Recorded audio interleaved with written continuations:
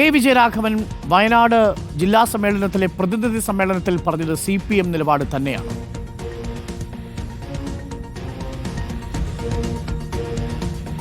A Vijayaraghavan ഇന്ന് നടത്തിയ പ്രസംഗത്തിൽ വിവാദപരമായ ഒരു പരാമർശവുമില്ല. നമ്മുടെ നാട്ടിൽ വാർത്താക്ഷാമം നേരിടുന്ന ചില മാധ്യമങ്ങളും രാഷ്ട്രീയമായിട്ട് CPM-നെതിരായിട്ടുള്ള വിഷയങ്ങൾക്ക് ദാരിദ്ര്യം നേരിടുന്ന UDF-ഉം വിജയരാഘവന്റെ വയനാട് CPM ജില്ലാ സമ്മേളനത്തിലെ പ്രസംഗത്തിലെ ചില വരികൾ അടർത്തിയെടുത്ത് എന്തോ മഹാവിവാദമുണ്ടായിരിക്കുന്നു എന്ന് വരുത്തി തീർക്കാൻ ആസൂത്രിതമായ ശ്രമമാണ് നടത്തുന്നത്. ഡോക്ടർ വി പി മുസ്തഫ പറഞ്ഞ ആദ്യത്തെ വാചകത്തോടുള്ള എനിക്കുള്ള വിയോജിപ്പും എന്റെ സംശയവും അങ്ങനെ മറുപടി നൽകി തുടരൂ ദയവ് ചെയ്ത്. ഡോക്ടർ വി പി മുസ്തഫ വിജയരാഘവന്റെ പ്രസംഗത്തിലെ ചില വരികൾ കാണിച്ചു. അങ്ങ് ആദ്യം പറഞ്ഞത് ഇതിൽ വസ്ത്രവിരുദ്ധമൊന്നുമില്ല എന്നുള്ളതാണ്. അല്ല, ഒരു നിമിഷം കേൾക്കൂ ഡോക്ടർ വി പി മുസ്തഫ. പറഞ്ഞത് ഏത് വർഗീയതയെ കുറിച്ചിട്ടാണ്? ഡോക്ടർ വി പി മുസ്തഫ കുറിച്ച് ആ ന്യൂനപക്ഷ വർഗീയതയിലെ ഏറ്റവും തീവ്രമായ വിഭാഗങ്ങളെ കുറിച്ച് പരാമർശിച്ചു. ഇതിന് തൊട്ട് മുമ്പുള്ള വരികൾ ഏത് വർഗീയതയെ കുറിച്ചിട്ടാ? അത് രാജ്യത്തെ കാർന്നു തിന്നുന്ന ഭൂരിപക്ഷ വർഗീയതയെ കുറിച്ചിട്ടല്ലേ? മോദി ഭരണം രാജ്യത്ത് ജനാധിപത്യത്തിനും മതനിരപേക്ഷതക്കും ന്യൂനപക്ഷ ജീവിതങ്ങൾക്കും നേരെ നടത്തുന്ന കടന്നാക്രമണങ്ങളെ കുറിച്ചിട്ടല്ലേ ഈ ന്യൂനപക്ഷ വർഗീയതയെ കുറിച്ച് പറയുന്നതിന് തൊട്ടു മുമ്പുള്ള വരികളിൽ സമയമെടുത്ത് വിജയരാഘവൻ വിശദീകരിച്ചിട്ടുള്ളത്? എന്തേ അതിനെ വിവാദമാക്കാൻ തോന്നാത്തത്? അദ്ദേഹം ഏതെല്ലാം നിലയിലുള്ള പരാമർശങ്ങൾ എത്ര ഡോക്ടർ വി പി മുസ്തഫ അങ്ങേക്ക് കേൾക്കാൻ കഴിയുന്നുണ്ടോ? ഞാൻ ഇടയ്ക്കൊന്ന് ഇടപെട്ടിരുന്നു. Doctor V P Mustafa hello. Wayanad കോൺസ്റ്റിറ്റ്യുവൻസിയിൽ നിന്ന് രാഹുൽ ഗാന്ധി ജയിച്ചത് ദൃഢമായ മുസ്ലിം വർഗീയ ചേരിയുടെ പിന്തുണയുള്ളത് കൊണ്ട് മാത്രമാണോ?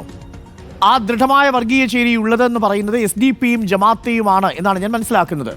SDP-യും ജമാഅത്തെയും വോട്ട് ചെയ്തില്ലെങ്കിലും രാഹുൽ ഗാന്ധിക്ക് 4,10,000 വോട്ടിന്റെ ഭൂരിപക്ഷത്തിൽ താഴെ 4 ലക്ഷം വോട്ടിന് ഡൽഹിയിൽ എത്തുമായിരുന്നില്ലേ?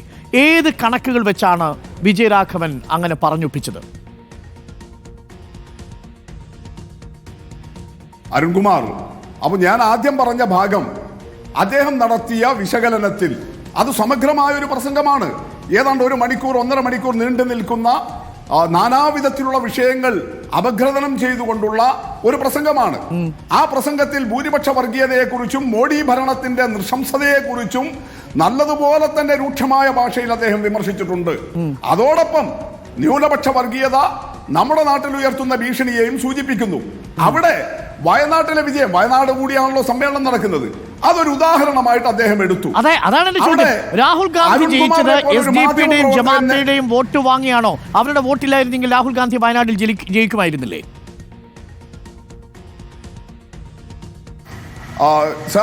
അരുൺകുമാർ, അങ്ങനെ ഓർമ്മക്കുറവ് സംഭവിക്കുന്ന ഒരു മാധ്യമ പ്രവർത്തകനല്ലല്ലോ. വയനാട് ഉൾപ്പെടെയുള്ള തെരഞ്ഞെടുപ്പുകളിൽ കഴിഞ്ഞ കുറച്ച് വർഷങ്ങളായി, പ്രത്യേകിച്ച് 2019 ലോക്സഭാ തെരഞ്ഞെടുപ്പ് തൊട്ട് ഇങ്ങോട്ട് കേരളത്തിൽ നടക്കുന്ന തെരഞ്ഞെടുപ്പുകളിൽ കേരളത്തിലെ കോൺഗ്രസ് ഈ മുസ്ലിം തീവ്ര വർഗീയതയുമായി നടത്തുന്ന കച്ചവടത്തെ കുറിച്ച് പാലക്കാട്ടെ കാര്യമടക്കം നമ്മളടക്കം ചർച്ച ചെയ്തല്ലേ ഡോക്ടർ വി പി മുസ്തഫ? എന്റെ സ്ട്രെയിറ്റ് ചോദ്യം ഇതാണ്. വയനാട്ടിൽ രാഹുൽ ഗാന്ധിക്ക് എതിരെ SDP-യും ജമാഅത്തെയും വോട്ട് ചെയ്തില്ലെങ്കിൽ രാഹുൽ ഗാന്ധി പരാജയപ്പെട്ടു പോകുമായിരുന്നു. 4,10,000 വോട്ടിന്റെ ഭൂരിപക്ഷം കൊടുത്തത് ജമാഅത്തെയും ഈ പറയുന്ന SDP-യുമാണോ വി പി മുസ്തഫ?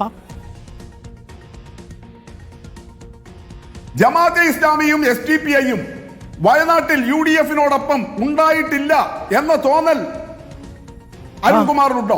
അല്ല, വി പി മുസ്തഫ ഇല്ലെങ്കിലും രാഹുൽ ഗാന്ധി വയനാട്ടിൽ ജയിക്കില്ലേ? ആ രാഹുൽ ഗാന്ധിയുടെ ഭൂരിപക്ഷം 4,10,000 ആക്കി മാറ്റിയത് SDP-യുടെയും ജമാഅത്തിന്റെയും പിന്തുണയോട് കൂടിയാണ്.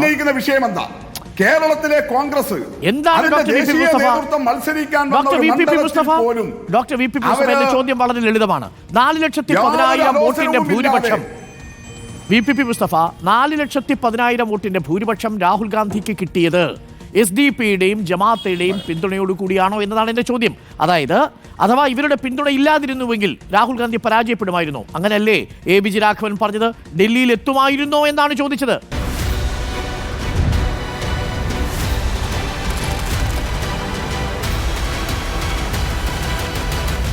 Debate with Dr. Arun Kumar.